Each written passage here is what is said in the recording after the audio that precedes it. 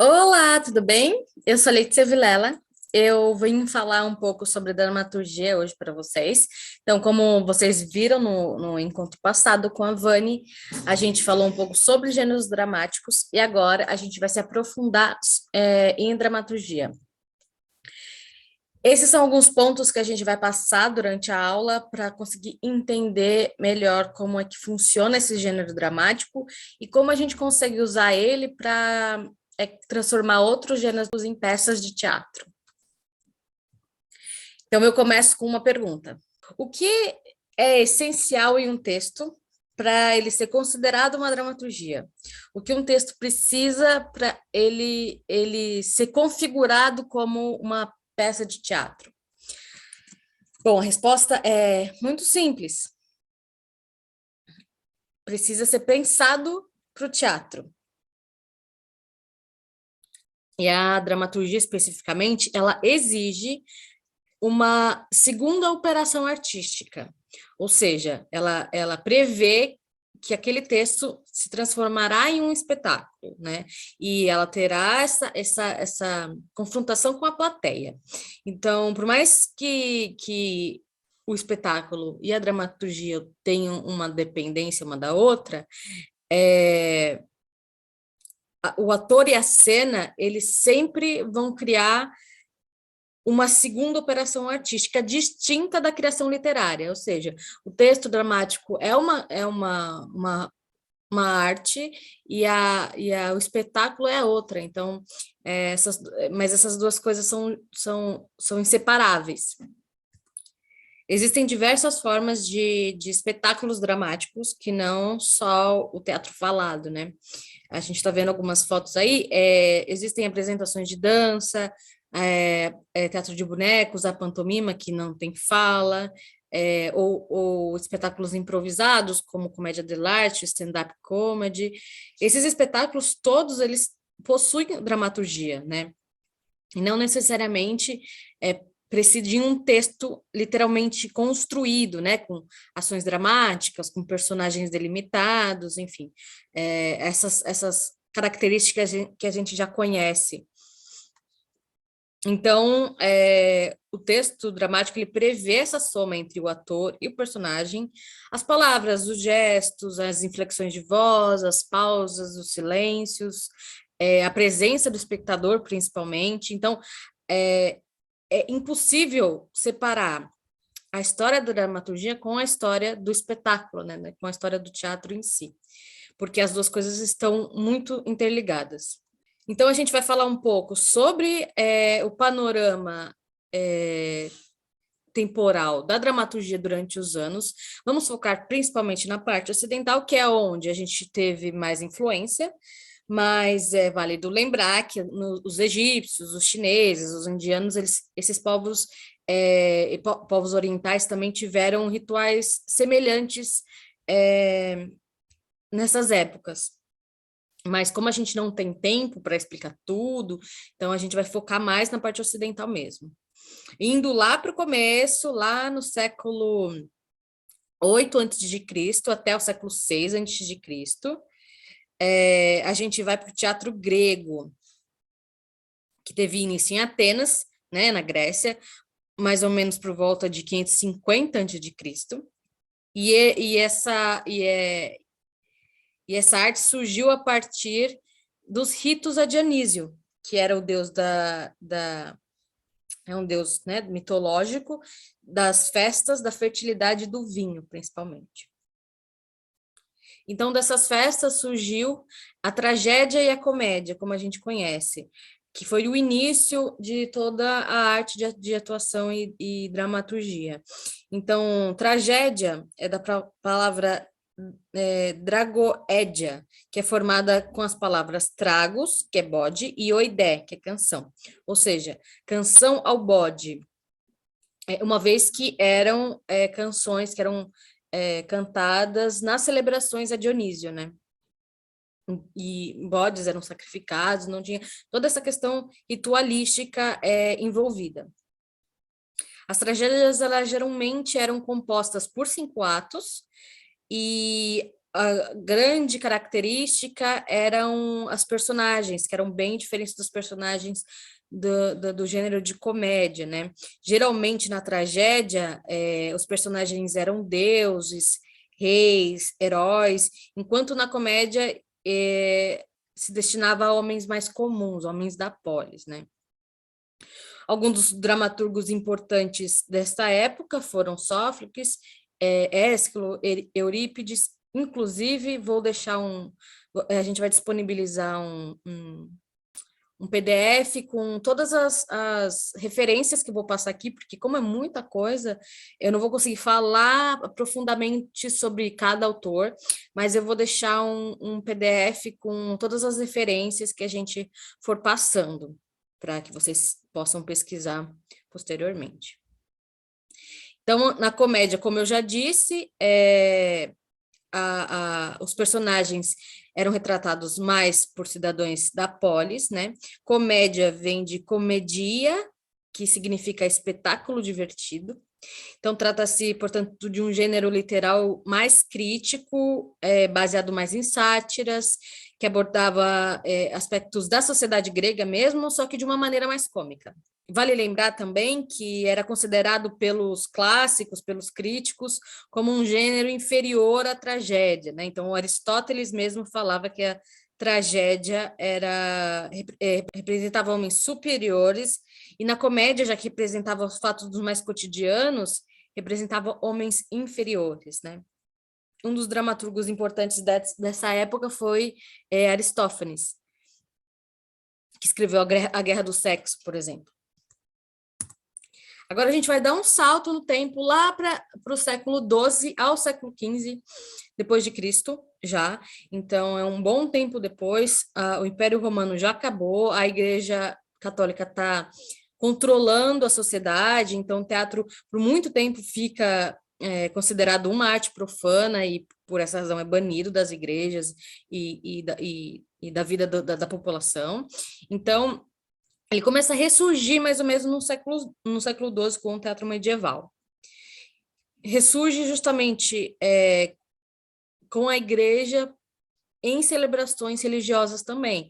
Então, como a Páscoa, o Natal, eram utilizados o teatro, né? Então, surgiu o teatro sacro, que eram originalmente textos encenados pelos membros da igreja, então padres, bispos, enfim, pelo clero mesmo.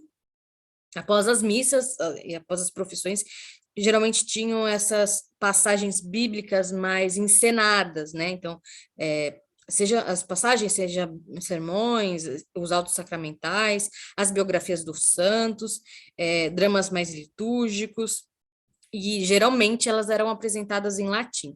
Essa característica está intimamente relacionada ao contexto histórico da época, com a dominação da igreja num aspecto filosófico também, né?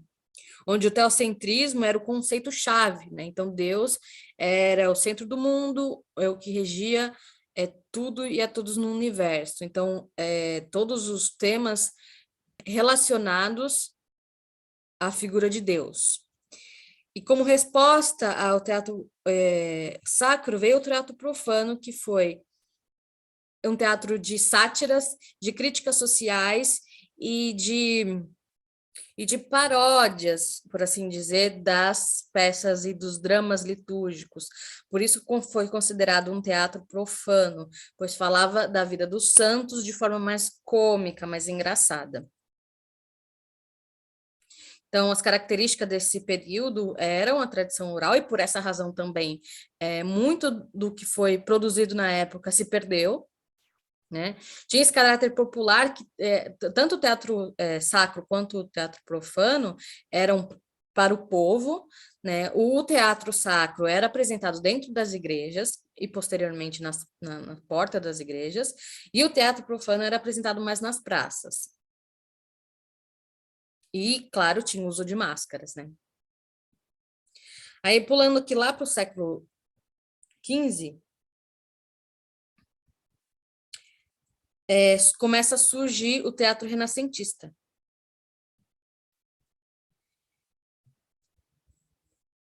foi quando o humanismo colocou o homem no centro do universo e a vida terrena e cotidiana do homem era mais valorizada do que a vida dos santos, ou a vida após a morte, a vida dos deuses, enfim.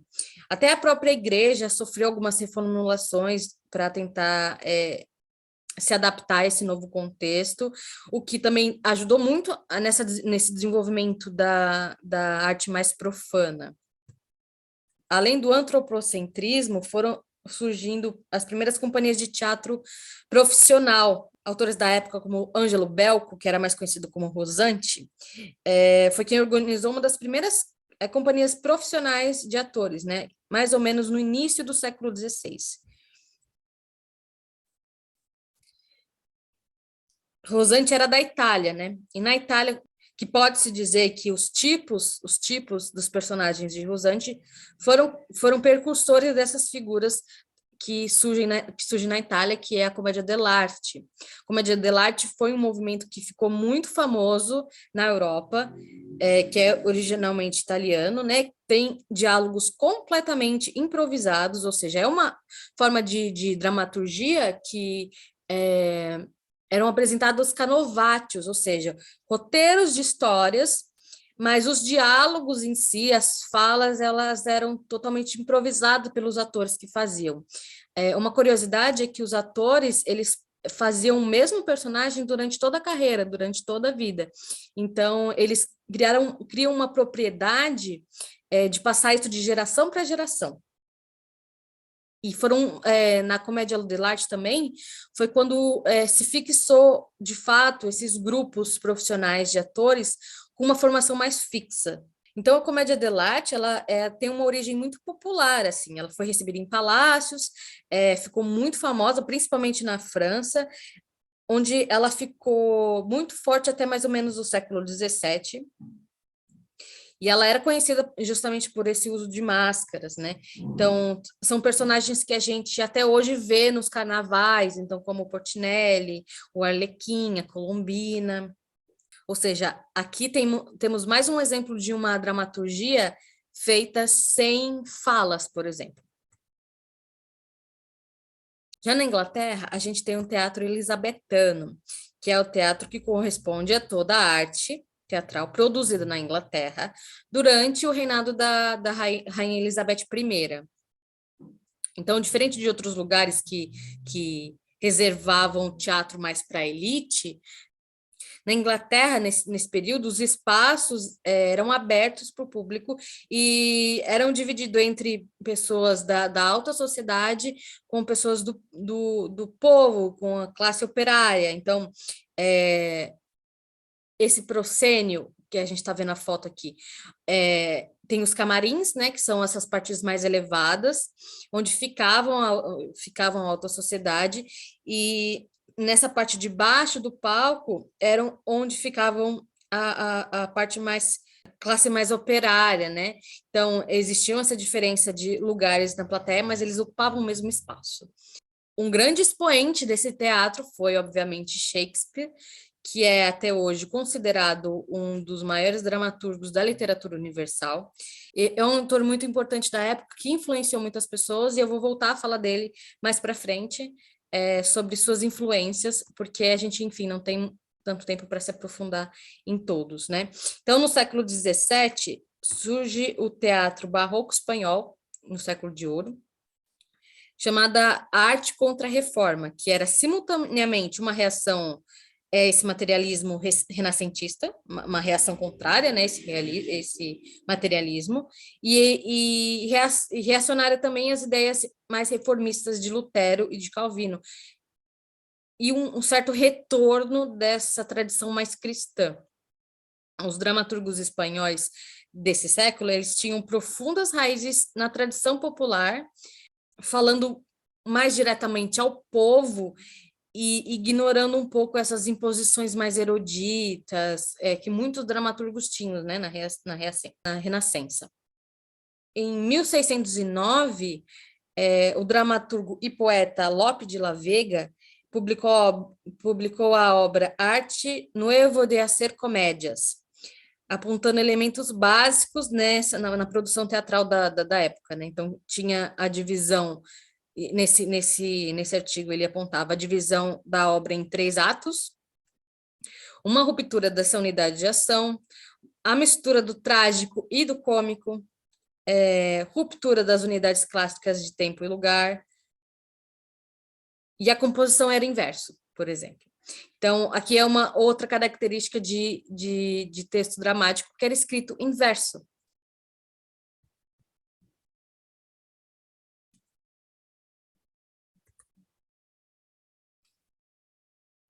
Já no século XIX, surge o movimento romantismo. O teatro romântico, ele foi um movimento de reação contra as fórmulas clássicas, tanto do teatro barroco quanto do teatro renascentista, principalmente do renascentista. Os autores românticos, eles cultivavam uma arte mais subjetiva, né? Que valorizava muito mais a emoção acima da razão. Muitos dos autores tiveram peças transformadas em óperas, por exemplo, como Victor Hugo, o Richard Wagner, por exemplo, que foi um dos maiores dramaturgos da Alemanha, né? Schiller também, que era um dramaturgo alemão, ele uniu o clássico alemão com elementos shakespearianos, por exemplo. Então, o romantismo, ele, resumidamente, era essa arte contra as regras clássicas, que visava mais a emoção, a subjetividade, enfim. Em seguida, veio o realismo, que também foi uma reação contra o romantismo, né? Que ele começou mais ou menos na França, na primeira metade do século XIX, e ele opõe-se completamente ao romantismo. O realismo, ele pregava a fidelidade máxima ao real, né? Então, ele trazia a reflexão sobre temas sociais, falava sobre a vida cotidiana, falava sobre o que estava acontecendo na realidade, né?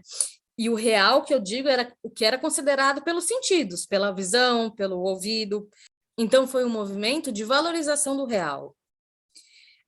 As características principais do realismo, esses personagens reais, comuns, da vida cotidiana, como eu disse, a fidelidade no real, a objetividade, sem muita abstração, sem muita reflexão, temas cotidianos, reais, e uma linguagem mais coloquial mesmo.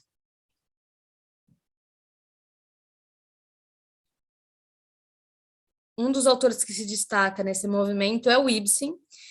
Ele começou no romantismo nacional até adquirir aos poucos características bem realistas. Já na Rússia, a gente tem o Stanislavski, que foi um grande ator, diretor, mestre de teatro, que foi o criador do conhecido método, né? Método dos atores, que é conhecido pelo livro Construção do Personagem, Construção do Ator, enfim.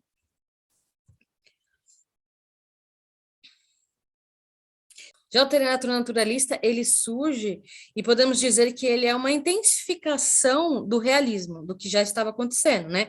Então, ele teve seu início na literatura, então ele teve seu início lá na França, com Émile Zola, com a peça Teresa Raquin, né? E seu manifesto Naturalismo no Teatro. Muitos dos autores realistas, eles chegavam a um extremo de objetividade, né? Um exagero dessas descrições minuciosas e científicas da vida. Então, o naturalismo, ele traz essa intensificação do objetivo, do real.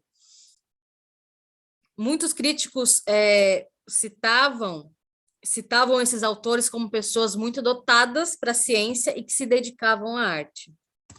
Então, as características, como eu já havia dito, é esse exagero do realismo, a descrição minuciosa da natureza, dos aspectos mais crus e desagradáveis da vida, né? Essas tendências mais deterministas, sem abstrações, sem reflexões, uma representação muito objetiva da natureza, né?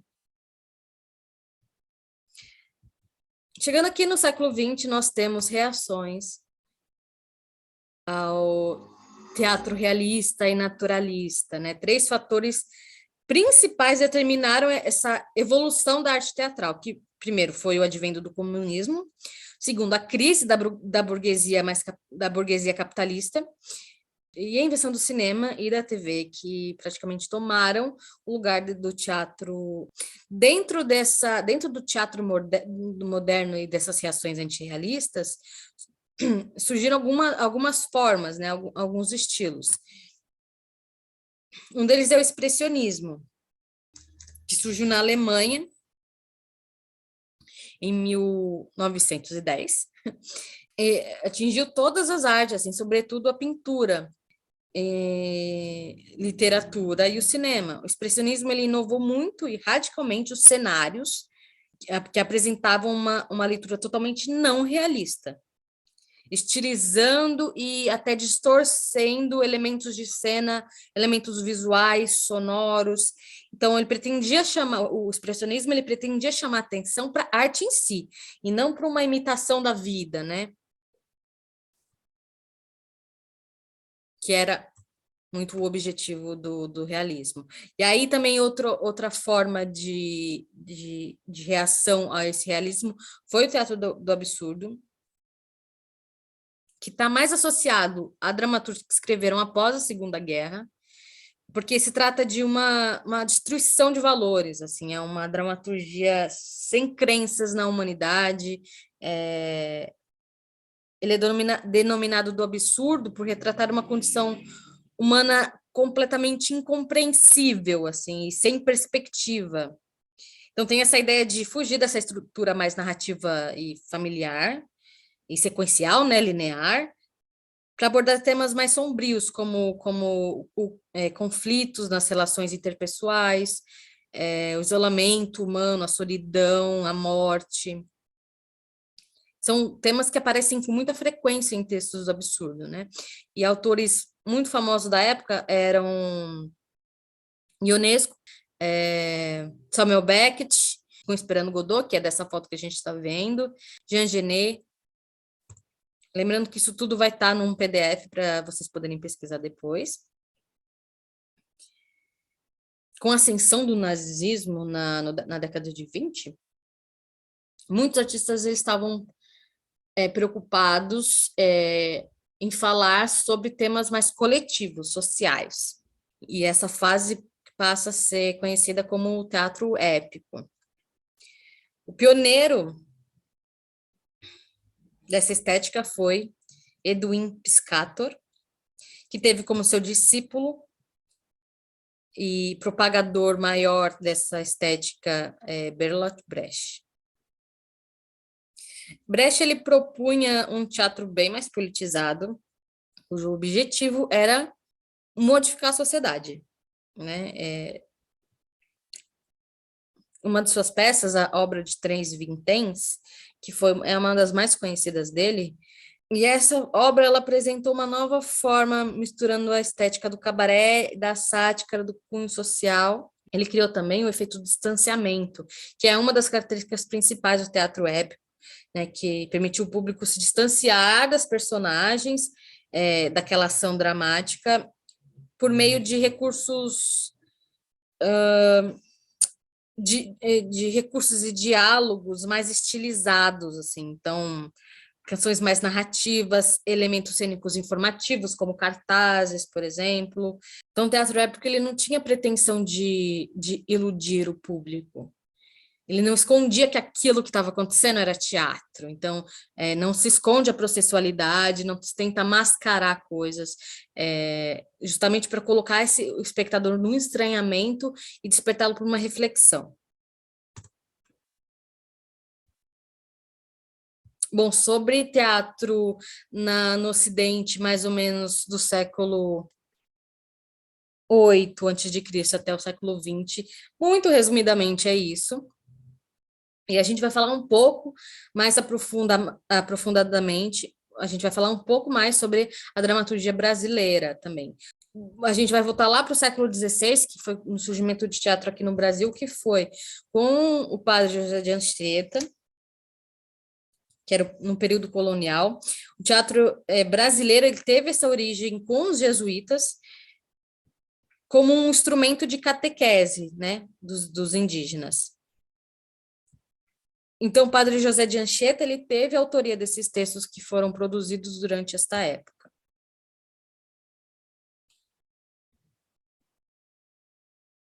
As peças catequéticas, didáticas, elas eram geralmente bilíngues e trilíngues, escritas em português, espanhol e tupi.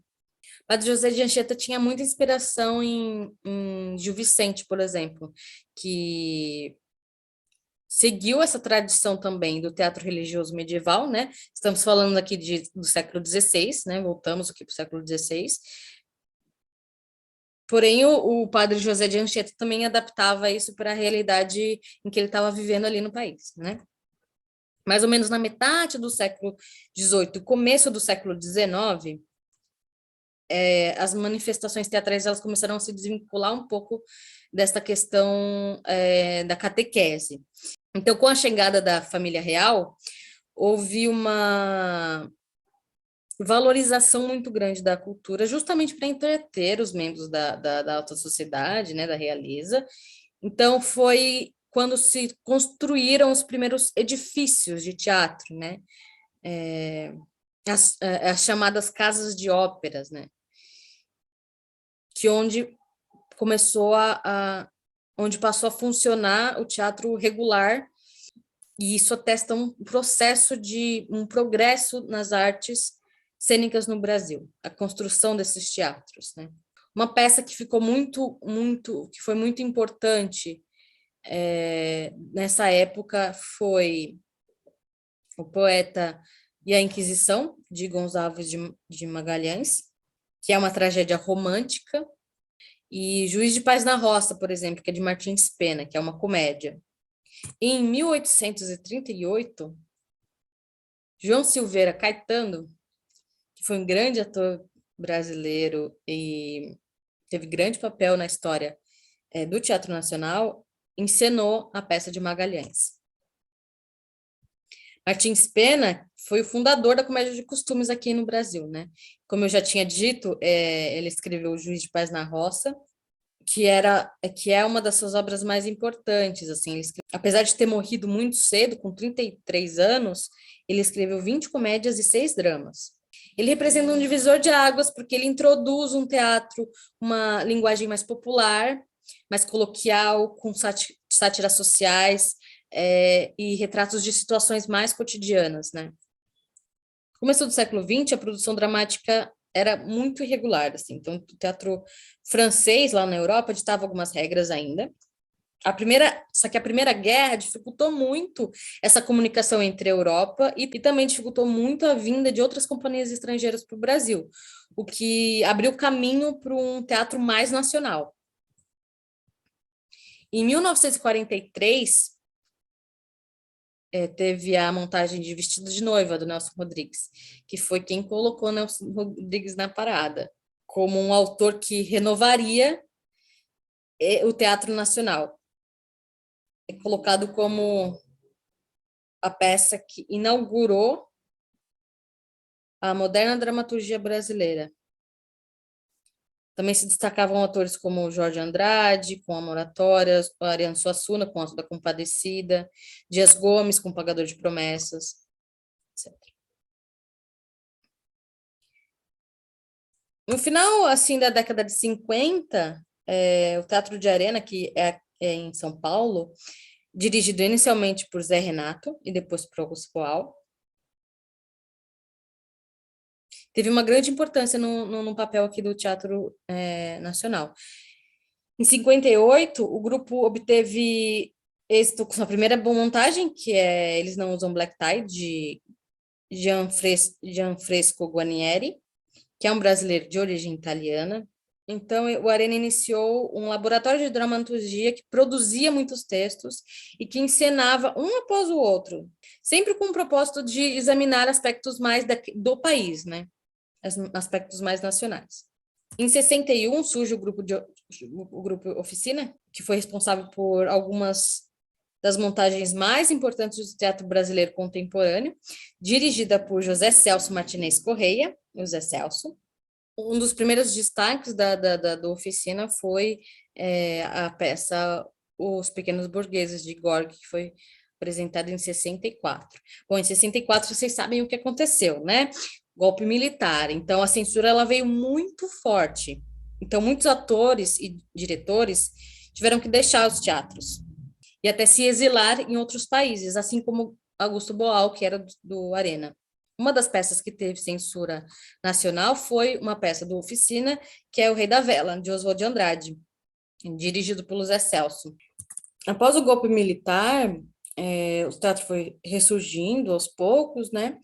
Nelson Rodrigues foi um nome muito importante, assim, principalmente na década de 90, que ele foi redescoberto, com a reedição das suas obras completas e com o lançamento de sua biografia, O Anjo Pornográfico, em 94, que foi escrito por Rui Castro, né?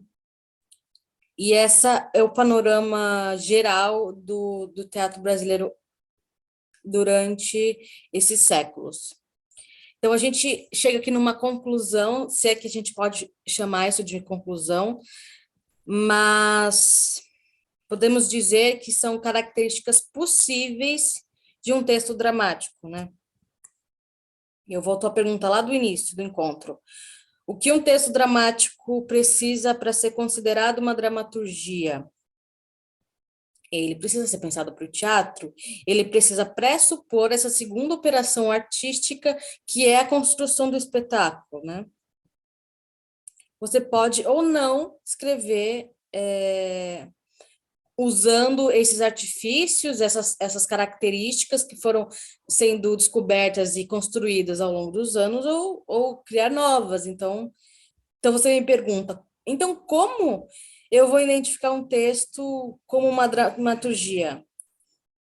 Como eu vou escrever uma dramaturgia pressupondo que essas características não são regras, que podem ou não ser usadas? Bom, nós estamos vivendo essa contemporaneidade, né?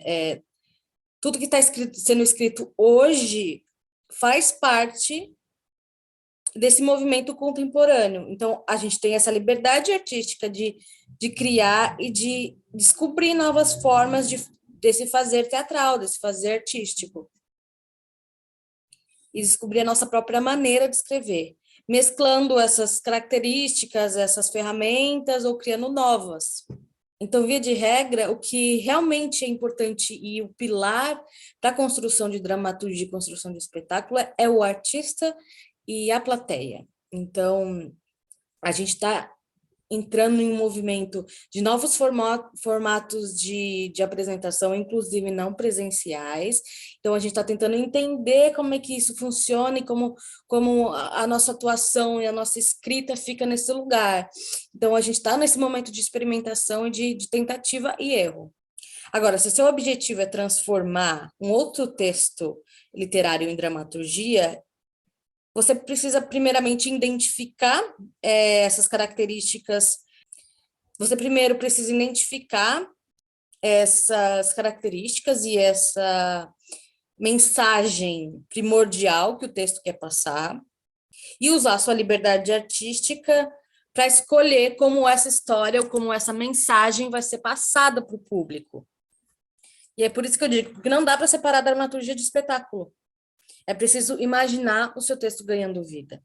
Então, aqui eu coloquei alguns pontos de estrutura interna e estrutura externas que a gente consegue identificar em textos dramáticos já escritos. Então, geralmente eles são organizados sendo dividido em cenas e atos. A história é contada através do diálogo das personagens, justamente porque essa história vai ganhar vida, ela vai ter essa segunda operação artística. Durante o texto, você pode colocar indicações que auxiliam na encenação, da forma como se quer, como você imagina que aquilo vai ser construído, e a condensação da história em um tempo real de encenação, não necessariamente em tempo linear, mas pressupondo que aquele texto precisa ser contado, sei lá, em 2 horas de espetáculo, que é geralmente o usual, né? E aí a estrutura interna da dramaturgia é essa fala em diálogos ou descrições de ação, tendo um tempo, um espaço, personagens, interação com a plateia ou não, mas sempre com esse contato com a plateia, improviso, conflito, arco dramático da personagem, que é o personagem saindo de um ponto e tendo uma transformação durante o percorrer da história e acabando em um outro ponto, essa movimentação reflexiva da personagem, as ações que acontecem, choque de vontades e o conflito em si. Então, eu vou fazer um exercício com vocês para ficar um pouco mais claro. Vocês podem responder esse exercício através do e-mail que a gente vai deixar, que a gente vai estar respondendo assim que a gente for recebendo. Então, eu vou dar um exemplo para vocês. Eu peguei um gênero literário qualquer. No nosso caso, a gente pegou um trecho de uma entrevista, de uma notícia, mas podia ser qualquer outro gênero, mas por uma questão de praticidade também, a gente pegou essa notícia e a gente vai aqui junto ler e tentar identificar esses pontos, essas características que a gente pode usar para transformar essa notícia, usar essa notícia como inspiração de uma peça teatral. Bom, então eu vou ler essa notícia. É só um trecho de uma notícia que saiu na UOL. E eu quero que vocês, junto comigo, vão observando as características que a gente pode pescar desse gênero para utilizar como material de construção de cena. Então, pensar nos conflitos que estão acontecendo nessa história que está sendo contada, os personagens que estão envolvidos, o lugar onde está acontecendo, o espaço, né, o tempo. E, então, tentar perceber essas coisas durante a leitura. Tá, então vamos lá. Famílias ocupam supermercados em pelo menos 9 capitais e pedem comida. Matéria da UOL de São Paulo, do dia 16/12/2021. Famílias ocupam hoje supermercados pelo Brasil em busca de alimentos. A ação organizada pela MLB, Movimento de Luta dos Bairros, Vilas e Favelas, foi realizada simultaneamente em pelo menos 9 capitais. Em Aracaju, Belém, Belo Horizonte, Natal, Porto Alegre, Recife, Rio de Janeiro, Salvador e São Paulo. Os atos aconteceram em supermercados. Em Fortaleza, foi ocupada a Secretaria de Proteção Social, Justiça, Cidadania, Mulheres e Direitos Humanos do Ceará. Sob o nome de Natal Sem Fome, o ato nacional reuniu centenas de pessoas em cada cidade e contou com a presença de homens, mulheres e crianças em denúncia contra a fome e em busca de cestas básicas. Nos estabelecimentos, os manifestantes exibiram faixas e repetiram palavras de ordem. O MLB se define como um movimento social nacional que luta pela reforma urbana e pelo direito humano de morar dignamente, formado por milhares de famílias sem tetos de todo o país. Fundado em 1999 em Pernambuco e se espalhou por outros estados. O que a gente percebe aqui nesse pequeno trecho, que os personagens que estão envolvidos nessa história são as famílias que vão ao supermercado. Então aqui ele fala centenas de pessoas, contou com a presença de homens, mulheres e crianças. Ele acontece num supermercado, provavelmente num protesto ali em frente a um supermercado. Então tá aí o espaço, tá aí o tempo. Tal conflito que é esse movimento social pedindo por um Natal sem fome, numa época de Natal, em frente a um supermercado. Então, qual o símbolo desse supermercado em relação ao capitalismo, à fome, aos direitos humanos? Então, o movimento conflituoso da cena está nesse lugar. Então, vou dar um exemplo de como a gente poderia pensar numa dramaturgia para esse tipo de cena. Então, vou dar uma sinopse aqui de como seria um texto dramático, né? Ou mesmo uma sinopse de um espetáculo cênico, com base nessas informações que a gente puxou. Então, sei lá, eu vou dar uma sinopse aqui baseada no que a gente pegou de informações aqui, que pode ser tanto de um espetáculo cênico como apenas de uma dramaturgia, lembrando que eu vou usar a minha liberdade artística para criar detalhes, mas que no fundo vão contar essa história. Então, a gente pega essas características, pega essas informações e usa da forma com que a gente quer passar essa mensagem. Então, por exemplo, uma família tradicional, classe média, vai ao supermercado fazer compras para a ceia de Natal e se deparam com um mercado tomado por outras famílias de um movimento social que estão lá protestando contra o Natal sem fome.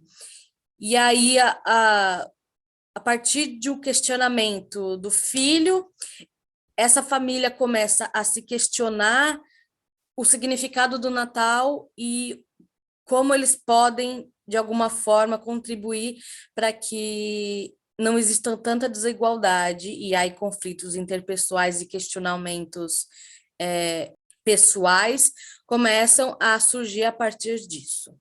Foi um exemplo. Então, a gente pode pegar, por exemplo, um poema, ou um conto, ou um romance, uma novela e pescar elementos que nos interessam para criar a nossa história. Então, por exemplo, um poema geralmente é mais abstrato, tem imagens mais interpretativas, notícias falam de fatos, então é muito mais fácil pegar uma notícia e transformar ela numa cena do que um poema. Mas a questão é você pegar pescar essas características, as que você tiver, e usar sua liberdade artística para conseguir construir uma cena a partir disso. Bom, então é isso. Eu espero que vocês tenham gostado do nosso encontro.